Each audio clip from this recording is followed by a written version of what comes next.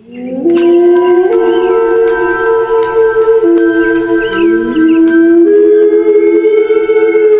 sebuah desa kecil di pinggir hutan Kalimantan, hiduplah seorang pemuda bernama Jody. Usianya masih awal 20-an, tubuhnya kurus, tapi matanya menyimpan tekad yang keras. Ia baru saja menikahi perempuan yang sangat ia cintai, Risti, gadis sederhana yang ia temui saat sama-sama bekerja sebagai buruh lepas di pasar kecamatan. Pernikahan mereka tidak mewah. Hanya saung bambu di halaman rumah orang tua Risti, makanan seadanya, dan doa tulus tetangga yang sebagian besar berbisik sinis ketimbang memberi restu. Belum juga mapan sudah berani nikah, celetuk Bu Tarni, tetangga sebelah, sambil pura-pura menutup mulut dengan selendang. Nanti hidupnya mau makan apa? Sahut yang lain. Boro-boro kasih makan anak orang, makan sendiri aja susah. Komentar-komentar itu menusuk hati Jody setiap kali ia lewat. Ia pura-pura tidak mendengar, tapi batinnya tahu semuanya benar adanya. Ia bekerja serabutan, kadang membantu memanen sawit, kadang mengangkut kayu sisa tebangan, kadang menjadi kuli pasar. Upahnya tidak seberapa. Namun, bagi Jody, selama Risti bisa tersenyum setiap hari, ia sudah merasa cukup. Tapi tentu saja, hidup tidak hanya soal bertahan, ada masa depan yang menunggu. Dan disitulah kekhawatiran mulai menggigit. Risti memilih tetap percaya pada suaminya. Yang penting, kamu tidak malas dan tidak putus asa, katanya suatu malam sambil menata tikar. Allah pasti buka jalan. Jody mengangguk, menyembunyikan keresahan dalam dada. Ia sebenarnya menyimpan satu rahasia, sebuah pesan yang diwariskan kakeknya dulu. Warisan kata-kata dari leluhur. Kakek Jody dulu dikenal sebagai orang yang mengerti adat dan perkara gaib. Waktu Jody masih kecil, kakeknya pernah berkata dengan suara sangat pelan, "Kalau suatu hari kamu benar-benar terhimpit, ingatlah, ada kampung bunian di balik hutan belantara itu. Mereka hidup tidak jauh dari manusia, tapi tak semua orang bisa melihatnya, kecuali yang sudah dianggap bagian dari mereka." "Cara masuknya?" tanya Jody polos waktu itu. "Ada batu besar di tengah hutan. Di sana kamu baca mantra yang kakek ajarkan. Tapi ingat, jangan sembarang minta tolong. Dan jangan pernah tinggal terlalu lama." Jody waktu itu hanya mengangguk, tidak benar-benar mengerti. Ia hanya mengingat satu hal. Kampung itu bukan untuk orang yang serakah, melainkan untuk yang sedang terdesak hidup.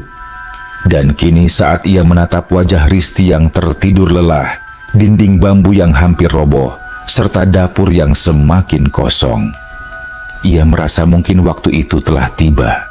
Pagi itu, Jody pulang dari pasar tanpa membawa uang lebih.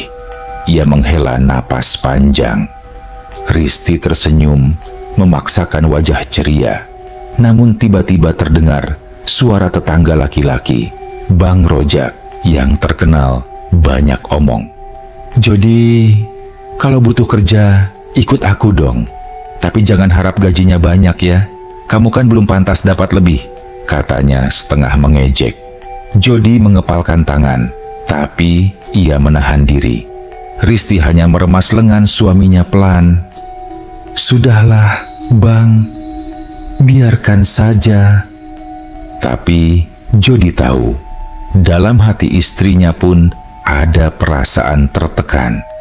Hidup dengan cibiran tetangga bukan hal yang mudah, apalagi bagi perempuan yang setiap hari berada di rumah sambil menunggu suami membawa pulang rezeki. Malamnya, hujan turun deras. Angin menyapu atap seng yang tipis hingga menimbulkan bunyi berderak yang membuat Risti gelisah. "Bang, kita bertahan kan?" Suaranya pelan, tapi menggetarkan Jody hingga ke tulang. Jody memandang Risti. Dalam cahaya lampu minyak yang temaram, wajah istrinya tampak pucat karena kelelahan dan tekanan pikiran.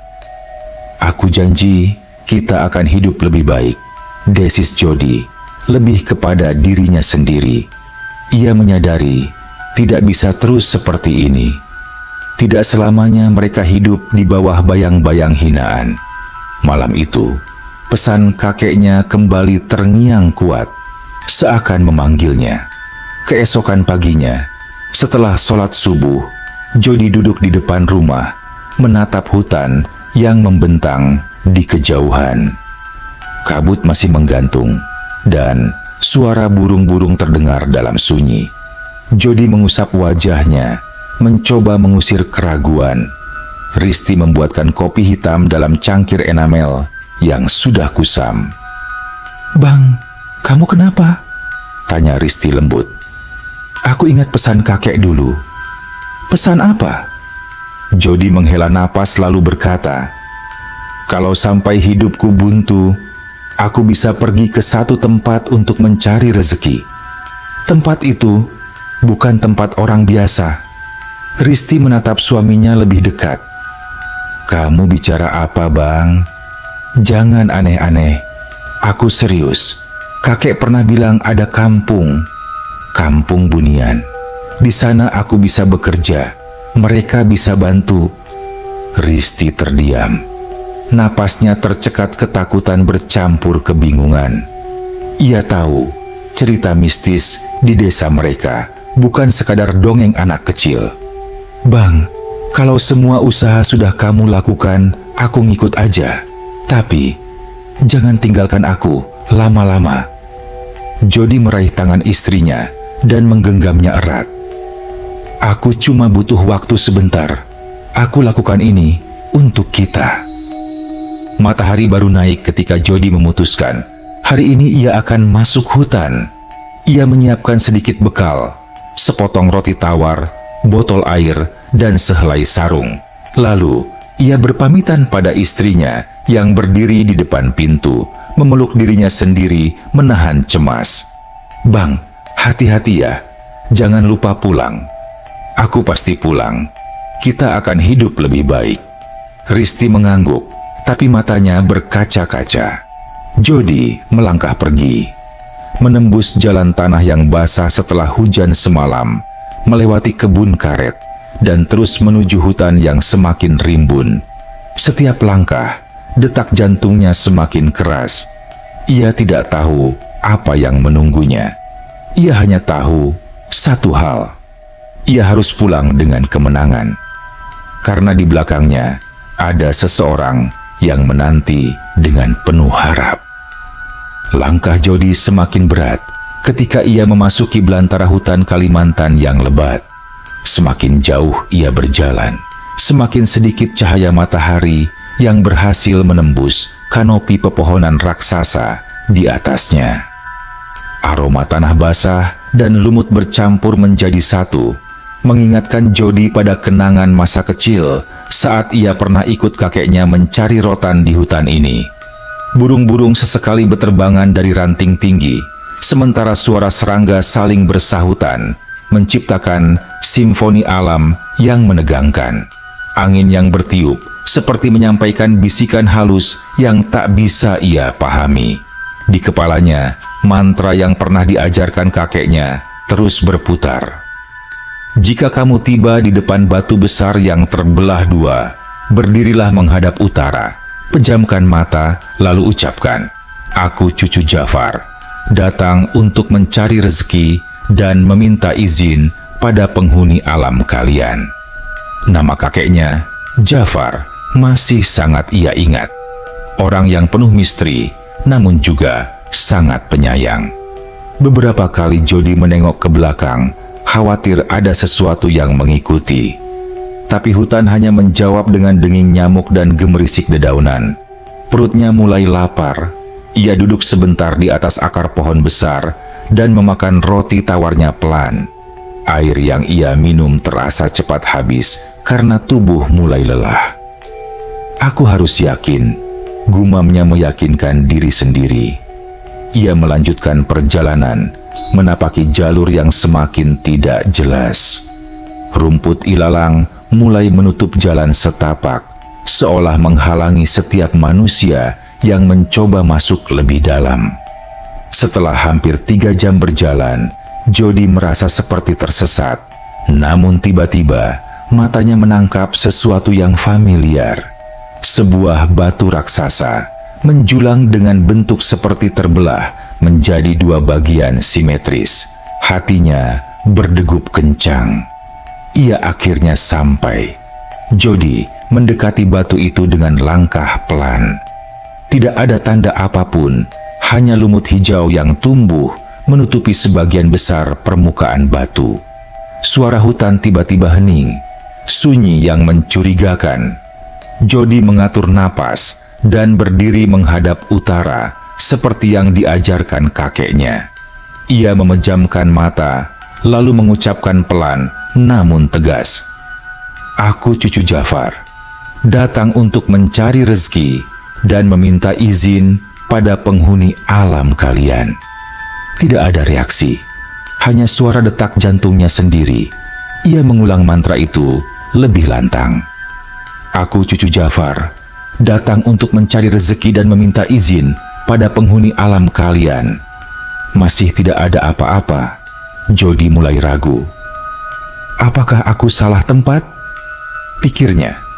Saat ia hendak membuka mata, hembusan angin dingin tiba-tiba menyapu wajahnya. Begitu dingin hingga membuat bulu kuduknya berdiri. Tanah di bawah kakinya seperti sedikit bergetar. Kemudian, terdengar bunyi gemeretak halus dari arah batu besar, seolah ada sesuatu yang bergerak di balik celah batunya. Jody buru-buru membuka mata, dan dunia di depan matanya berubah. Apa yang sebelumnya hanya pepohonan rimbun, kini berubah menjadi perkampungan kecil yang muncul samar, seperti bayangan yang belum jelas sepenuhnya. Rumah-rumah kecil berdiri rapi sepanjang jalan tanah. Bentuknya unik, sebagian dari kayu berukir halus, sebagian lain dari anyaman bambu yang tampak kuat namun sederhana. Asap tipis naik dari beberapa dapur, suara tertawa anak-anak terdengar menggema dari kejauhan, dan aroma wangi bunga hutan memenuhi udara. Namun, ada sesuatu yang berbeda. Orang-orang yang berjalan di sekitar kampung itu tampak agak tembus cahaya, meski tidak sepenuhnya. Seakan mereka hidup di antara 2 alam. Jody tertegun. Jantungnya hampir meloncat dari dada. Apakah ini kampung Bunian? Pikirnya sambil perlahan melangkah. Setiap langkah yang ia ambil, desa itu semakin terlihat nyata. Di kejauhan, seseorang memperhatikannya dari depan sebuah rumah. Sosok itu seorang lelaki dengan pakaian sederhana berwarna tanah. Wajahnya ramah, tetapi matanya menyimpan sinar tajam yang sulit dibaca. Lelaki itu mendekat. "Kau, cucu Jafar?" Suaranya dalam tapi tenang. Jody kaget. "Bapak kenal kakek saya?" Lelaki itu tersenyum tipis. "Jafar adalah kawan kami. Sudah lama ia tidak datang. Kami pikir keturunannya tak lagi ingat jalan ke sini." Ada ketenangan sekaligus aura misteri yang memancar dari lelaki itu. Jody memberanikan diri. Jody, saya datang karena kondisi saya di luar sedang sulit. Saya perlu pekerjaan." "Apa? Saya bisa bekerja di sini?" "Itu sebabnya kamu kemari, bukan?" jawab lelaki itu tanpa ragu. Ia menatap Jody beberapa detik, seolah menilai isi hatinya. "Jika kamu benar datang untuk mencari rezeki dengan niat baik, kami akan membantumu. Tapi ingat satu hal, Jody." "Iya, Pak. Waktu di sini tak sama dengan waktu di alam kalian. Jangan tinggal terlalu lama." Kata-kata itu membuat tengkuk Jody terasa dingin. Namun, ia menunduk hormat. "Saya hanya ingin bekerja sebentar. Saya janji akan pulang." Lelaki itu mengangguk, lalu menepuk bahu Jody. "Baiklah, ayo ikut aku. Kamu akan mulai bekerja besok pagi. Malam ini, kamu istirahat dulu." Jody mengikuti lelaki itu menyusuri pemukiman yang semakin nyata seiring ia melangkah. Para penduduk kampung Bunian menatapnya dengan rasa penasaran, namun wajah-wajah mereka tak menunjukkan permusuhan. Beberapa anak kecil tertawa pelan saat Jody lewat, seolah kedatangan manusia dari dunia nyata adalah hiburan langka bagi mereka. Di satu sudut kampung, terdapat sebuah rumah kecil yang tampaknya disiapkan untuknya. Rumah itu hangat, bersih, dengan aroma wangi dedaunan kering yang menenangkan. "Tinggallah di sini, besok pagi aku akan menjemputmu." "Terima kasih, Pak," ucap Jody sungguh-sungguh. Lelaki itu pergi, meninggalkan Jody sendiri. Ia duduk di lantai kayu yang halus, mencoba memahami situasi yang sedang ia alami. Adakah manusia lain yang pernah sampai sini sebelum dirinya? Apa yang akan ia kerjakan? Apakah ia benar-benar bisa pulang? Dari jendela kecil, ia bisa melihat cahaya samar bulan yang seolah terhalang tirai tipis kabut magis. Ia memejamkan mata, memeluk sarungnya, dan berbisik pelan, "Risti, tunggu, aku pulang." Lalu perlahan, kesadaran Jody terlelap. Jody terbangun oleh suara ketukan halus di pintu. Cahaya pagi menembus celah bambu dinding rumah kecil itu. Ia mengucek mata dan langsung sadar ia tidak berada di rumahnya. Hutan, batu besar, mantra, kampung Bunian, semua perlahan kembali. Saat pintu dibuka, lelaki yang menemuinya kemarin sudah berdiri di sana. Jody buru-buru bangkit dan memberi salam. "Pagi, Jody. Sudah siap kerja?" "Siap, Pak," jawab Jody cepat, meski dalam hati ia masih gugup. Lelaki itu memperkenalkan dirinya sebagai Paman Saga. Dari sikap orang-orang yang lewat, terlihat jelas ia bukan orang biasa di kampung itu. Mungkin semacam sesepuh atau pemimpin. Seusai mereka sarapan, Paman Saga lalu membawa Jody ke area yang tampak seperti lahan pertanian luas. Semua tanaman di sana tampak begitu subur dan sehat. Buah-buahnya besar-besar, daun-daunnya tak ada satupun yang layu. Jody bahkan tak mengenali banyak jenis tanaman di sana. Mungkin tanaman dari alam yang berbeda. "Tugasmu membantu memanen hasil kebun dan mengurus ternak kecil kami," jelas Paman Saga. "Ternak?" Jody memandang ke arah beberapa kandang, tapi tidak melihat ayam atau kambing, melainkan hewan kecil mirip kijang dengan bulu berwarna perak mengilap. "Kami menyebutnya lambing, hewan jinak. Hasil susunya dipakai untuk obat." Pekerjaan itu tampak tidak sulit. Jody menerima dengan senang hati. Hari-hari pertama terasa begitu aneh dan ajaib. Jody bekerja dari pagi hingga sore, membantu penduduk kampung. Mereka ramah, namun gerak-gerik mereka selalu teratur, seolah semuanya tahu apa yang harus dilakukan tanpa banyak bicara. Saat makan siang, ia duduk bersama beberapa pemuda Bunian. Mereka berbincang dengan sopan. "Jadi, kamu dari alam luar?" tanya salah satu dari mereka. "Iya, di luar hidupnya berat. Di sini tidak ada kekurangan," ujar yang lain, terlihat bangga. Memang benar. Tidak ada anak menangis kelaparan, tidak ada rumah reot, tidak ada orang sakit yang terlantar. Semuanya rapi dan cukup. Hanya satu yang terasa aneh. Jody tidak pernah merasa lelah. Tubuhnya masih kuat meski bekerja seharian. Apakah ini efek dari makanan mereka atau udara kampung ini? Pikirnya heran. Malamnya, seperti biasa, Jody duduk di ranjang bambunya dan mencoba menghitung hari. Sudah 3 hari ia di sini. Risti pasti menunggu. Aku harus cepat pulang. Namun ia teringat sesuatu. Paman Saga tidak pernah memberitahu batas waktu pasti. Pada hari keempat, pekerjaan mereka selesai lebih cepat dari biasanya. Paman Saga memanggil Jody ke rumah kecil di ujung kampung yang tampak seperti balai pertemuan. Di dalamnya terlihat meja panjang dari kayu hitam megah. Paman Saga berdiri sambil memegang kantong kecil dari kulit hewan. "Ini upahmu," ucapnya singkat sambil menyerahkan kantong itu. Jody membuka perlahan. Matanya melebar. Kepingan-kepingan emas berbentuk bulat kecil tapi berat saat digenggam.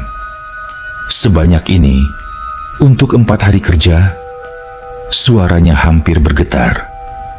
"Kami menghargai pekerja keras," kata Paman Saga, tersenyum tipis. Jody menelan ludah. Jika ia menjual ini di luar, mungkin bisa membeli banyak hal. Bahkan, mungkin bisa mengubah hidupnya dan Risti.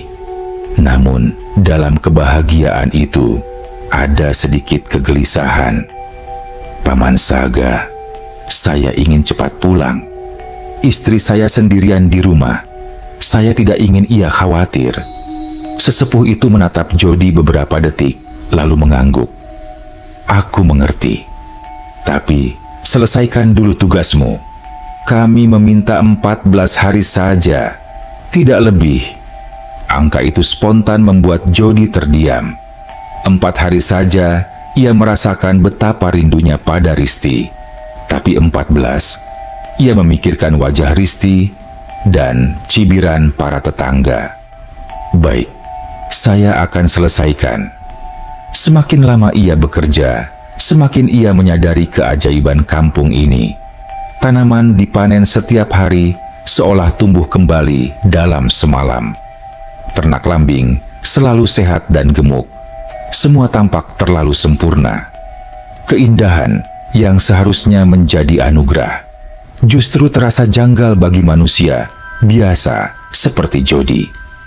Meski begitu, ia tetap bekerja dengan tekun. Apalagi setelah setiap upah diberikan dalam bentuk emas murni. "Ini sudah cukup buat beli tanah," ucapnya di hari ke-10. "Mungkin cukup buat beli sapi juga," tambahnya sambil tersenyum kecil. Namun di balik senyumnya, hatinya makin rindu rumah.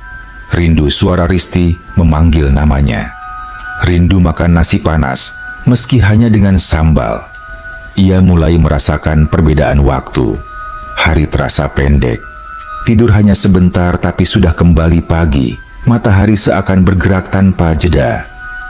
"Waktu di sini memang tidak sama," gumamnya mengingat pesan Paman Saga. Tepat hari ke-14, setelah pekerjaan selesai, Paman Saga kembali memanggil Jody ke balai pertemuan. Ia menyerahkan kantong emas yang 2 kali lebih besar dari yang pertama. "Ini untuk hari-hari terakhirmu. Kamu sudah jadi bagian dari kami sebagai cucu Jafar." Jody menunduk hormat. "Terima kasih sebesar-besarnya.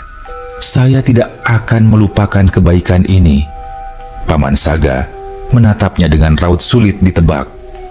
"Aku senang bisa membantumu, tapi kamu harus ingat, jangan pernah kembali lagi, kecuali keadaanmu benar-benar terdesak. Alam kami tidak suka orang yang datang karena serakah." Jody mengangguk cepat. "Saya janji, Paman. Saya hanya ingin hidup wajar dengan istri saya." Paman Saga tersenyum, hangat tapi samar. Seolah udara di sekitar mereka ikut berubah. "Baiklah, pulanglah sebelum matahari menghilang. Ikuti jalanmu kemarin. Jangan menoleh ke belakang." Kalimat itu memiliki nada peringatan yang tegas. Dengan kantong emas di tangan, Jody melangkah kembali ke arah batu besar. Setiap langkah terasa berat, bukan karena tanah, tapi karena ia sadar ia sedang meninggalkan sebuah keajaiban.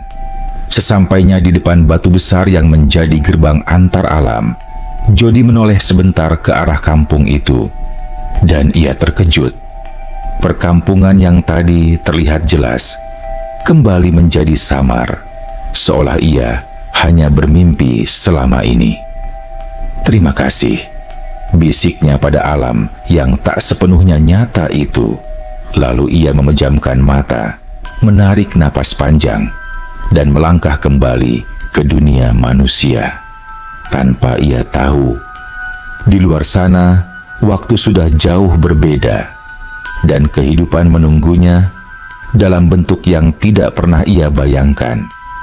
Langkah Jody melewati celah batu besar itu terasa berat. Begitu ia membuka mata, ia terkejut. Cahaya matahari begitu menyilaukan, berbeda dari cahaya lembut di kampung Bunian. Suara burung-burung kembali terdengar, tapi rasanya asing. Hutan yang ia lihat pun tampak sedikit berbeda. Pohon-pohon lebih tinggi dan rimbun, seolah waktu telah berjalan lebih lama dari 14 hari. Namun Jody menggeleng. Mungkin cuma perasaan, pikirnya. Ia mempercepat langkahnya, menyusuri jalan pulang yang penuh ilalang. Ia membayangkan wajah Risti yang akan menyambutnya, mungkin dengan air mata lega. Saat ia sampai di depan rumah, pintu terbuka. Risti keluar dengan wajah pucat dan mata sembab. Ia langsung menjerit pelan dan menutup mulutnya dengan kedua tangan. "Bang, Jody, beneran abang?" Jody meletakkan seluruh emasnya di tanah dan berlari memeluk istrinya erat-erat. Pelukan yang ia rindukan setiap malam selama berada di alam berbeda. "Maafkan aku pulang, Riz. Aku pulang." Risti menangis cukup lama sampai suaranya serak. Bahkan tetangga mulai keluar rumah, penasaran. Malam itu, setelah tangis reda, Jody dan Risti duduk di beranda. Risti menatap suaminya penuh emosional. "Aku kira abang nggak akan pulang. Orang-orang sini udah heboh. Bang Rojak sampai bilang abang kabur dari tanggung jawab." Jody mengepal tangannya. Ia sudah menduga. "Aku janji, mulai hari ini kita nggak akan dihina lagi." Ia menatap kantong emas di sampingnya. "Besok kita jual ini, Riz. Kita mulai hidup baru." Risti memegang tangannya erat. Ada kebanggaan dan harapan di matanya yang dulu sering diselimuti cemas. Keesokan harinya, mereka pergi ke toko emas di kecamatan. Saat pemilik toko menimbang salah satu keping emas, "Astagfirullah, ini emas tua berkadar sangat tinggi. Kamu dapat dari mana ini, Jod?" Jody hanya tersenyum kecil. "Warisan keluarga, Pak." Pemilik toko mengangguk tak ingin banyak tanya. Ia membeli beberapa keping dengan harga yang membuat kepala Jody nyaris pening saking tidak percaya. Uang itu cukup untuk membeli 3 ekor sapi betina. Dan mereka langsung mulai usaha kecil-kecilan di pekarangan belakang rumah yang luasnya kini tampak cukup. Dalam beberapa bulan, sapi-sapi itu bunting dan melahirkan. Jumlah mereka bertambah menjadi 8 ekor. Jody tak menyangka betapa cepat usaha itu berkembang. Risti yang dulu selalu menahan diri, sekarang ikut tersenyum melihat rezeki mengalir tanpa henti. Kabar keberhasilan Jody menyebar cepat. Bang Rojak kini sering datang berkunjung dengan senyum palsunya. "Jody, hebat kali kau sekarang. Kalau butuh bantu jaga sapi, bilang ya." "Hehehe." Butarni yang dulu paling keras menghina, kini setiap pagi mengantar makanan. Sok perhatian. "Aduh, Riz, kamu sekarang terlihat cocok jadi nyonya juragan sapi ya." Risti hanya tersenyum simpul. Dalam hatinya, ia tak pernah lupa ejekan mereka. Jody pun hanya menanggapi dengan sopan. Ia tak ingin sombong. Ia tahu semua ini bukan sepenuhnya dari dirinya sendiri. Setiap malam, ia memandang ke arah hutan jauh sana. Ingat pesan Paman Saga, jangan kembali kecuali terdesak. Ia berjanji tidak akan melupakan batas itu. Dalam setahun, sapi-sapi itu sudah puluhan. Jody membeli sebidang tanah yang lebih luas, mempekerjakan beberapa warga muda yang menganggur. Hidupnya berubah dari pemuda miskin yang diremehkan menjadi juragan sapi yang paling disegani di desa. Suatu sore, ketika ia dan Risti duduk menikmati teh hangat, angin bertiup pelan. Suasana rumah barunya terasa tenang. "Bang," panggil Risti lembut. "Kita benar-benar sudah keluar dari kesulitan ya?" Jody mengangguk. "Iya, semua karena kamu tetap percaya sama aku." Risti tersenyum, memandang suaminya penuh cinta. Hidup mereka hampir sempurna. Hampir. Karena selalu ada bagian cerita yang tidak diceritakan kampung Bunian. Bagian yang tak boleh diminta manusia. Keajaiban selalu menuntut harga. Meskipun tidak berupa jiwa atau darah. Tetap saja ada konsekuensi yang akan datang tanpa diundang. Dan malam itu, ketika angin berhenti berhembus dan suara sapi di kandang tiba-tiba lenyap, Jody merasakan sesuatu. Hutan yang dulu memberi, kini sedang memperhatikan. Malam itu, udara terasa berbeda. Angin yang biasanya semilir kini berhenti, seolah seluruh kampung menahan napas. Risti baru saja masuk rumah untuk menyiapkan makan malam. Sementara Jody masih duduk di teras memandangi langit yang gelap tanpa bintang. Tiba-tiba terdengar suara gaduh dari kandang sapi di belakang rumah. Jody langsung berdiri dan berlari. Ia mengira ada hewan liar seperti beruang madu atau harimau yang masuk. Tapi saat ia menyalakan lampu kandang, semua sapi berdiri diam. Mata mereka menatap Jody bersamaan, seperti ketakutan pada sesuatu yang berdiri tepat di belakangnya. Jody menelan ludah dan dengan lambat menoleh. Tak ada siapa-siapa. Hanya angin dingin menyapu tengkuknya. "Bang," Risti memanggil dari kejauhan. "Nggak apa-apa, Riz. Sapi-sapinya cuman kaget." Tapi hatinya gelisah. Ini bukan kejadian pertama minggu itu. Beberapa hari terakhir, beberapa kejadian aneh mulai bermunculan. Sapi tiba-tiba hilang dari kandang, lalu kembali dengan tali terlepas begitu saja. Anak kecil tetangga mengaku melihat orang tembus cahaya di halaman rumah Jody. Suara ketukan di dinding setiap tengah malam, namun tak ada siapapun di luar. Risti beberapa kali terbangun karena mendengar seseorang memanggil namanya dari arah hutan. Setiap kali Jody mencoba menenangkan Risti, batinnya sendiri merasa kacau. Ia tahu ini berkaitan dengan asal mula rezeki yang ia bawa. Dan setiap kali angin malam bertiup, ia seolah mendengar suara samar. Waktu harus ditebus. Jangan lama-lama, jangan serakah. Jody menggigit bibir, meremas dadanya sendiri. Aku tidak serakah. Aku hanya ingin hidup layak. Namun suara itu tak peduli. Ia terus muncul di sela mimpi dan sunyi malam. Suatu siang, Bang Rojak datang berlari ke rumah Jody dengan wajah pucat. "Jod, kau harus lihat ini." "Ada apa, Bang?" tanya Jody curiga. Bang Rojak menunjuk ke arah jalan desa. Di sana terlihat bekas jejak kaki besar, namun bentuknya tidak seperti jejak manusia atau hewan biasa. Kelihatannya seperti jejak tapak kaki yang panjang dengan 4 jari.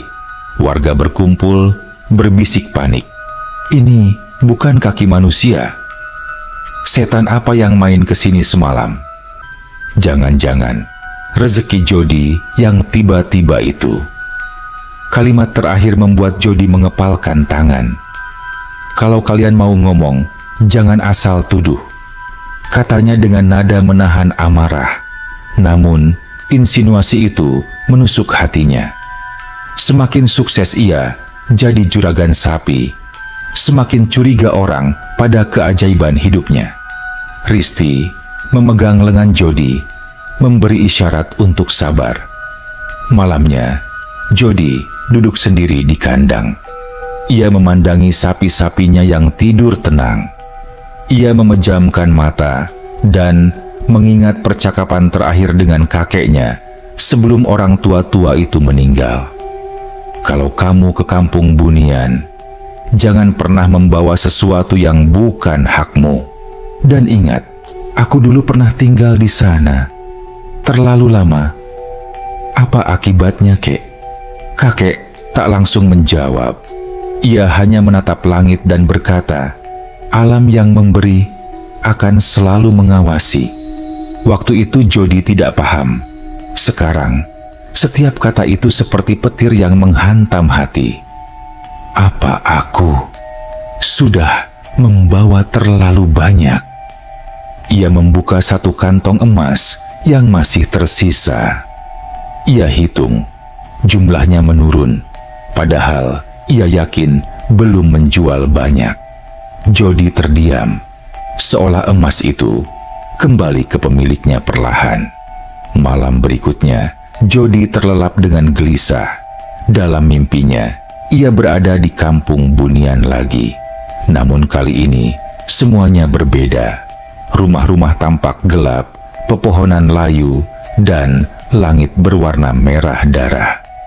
Anak-anak Bunian menangis, sementara orang dewasa menatap Jody dengan sinar marah. Paman Saga menghampiri. Wajahnya penuh amarah namun tetap tenang. Kami sudah memberimu apa yang kamu butuhkan. Kau sudah mencapai yang kau mau. Tapi kau lupa janji.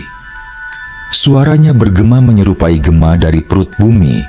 Jody tersungkur. Aku bersumpah tidak berniat melanggar. Namun keserakahan manusia tidak selalu tampak dari banyaknya permintaan. Kadang cukup dari rasa ingin mempertahankan lebih lama dari seharusnya. Tepat saat itu Paman Saga menunjuk dada Jody. Kau harus ingat batasmu sebelum semuanya terlambat. Jody terbangun mendadak, tubuhnya basah oleh keringat dingin. Risti terlonjak kaget melihat suaminya. Bang, kenapa? Mimpi buruk lagi? Jody bernapas terengah, menggenggam tangan Risti kuat-kuat. Riz, aku rasa aku harus kembali ke hutan. Aku harus bicara dengan mereka. Risti menatapnya takut. Bang, jangan kembali ke sana. Aku takut abang nggak pulang lagi. Jody mengusap air mata istrinya yang mulai menetes. Aku tidak akan masuk ke kampung itu lagi. Aku hanya ingin memastikan tidak ada yang datang mengganggu kita. Aku ingin mengembalikan sebagian agar mereka tahu aku tidak lupa diri. Risti menggigit bibir, lalu mengangguk pelan. Kalau itu untuk kebaikan, aku ikut, Bang. Jody tercengang. Riz, ini bahaya. Kamu di rumah saja. Tidak. Risti menggeleng kuat-kuat. Kalau ini semua karena kita, aku ingin kita hadapi bersama. Jody memeluk istrinya. Pelukan yang menguatkan sekaligus menambah rasa takut. Karena ia tahu ada sesuatu yang sudah menunggu. Dan kali ini bukan untuk memberi. Pagi itu, kabut turun sangat tebal, seolah hutan sengaja menyembunyikan sesuatu dari dunia manusia. Jody mempersiapkan 2 botol air dan selembar kain tebal untuk Risti. Di tangannya, ia membawa 1 kantong emas yang masih tersisa. Bang, kita benar-benar akan aman setelah ini? Risti memegang tangan Jody erat, takut kalau suaminya tiba-tiba memudar dan menghilang.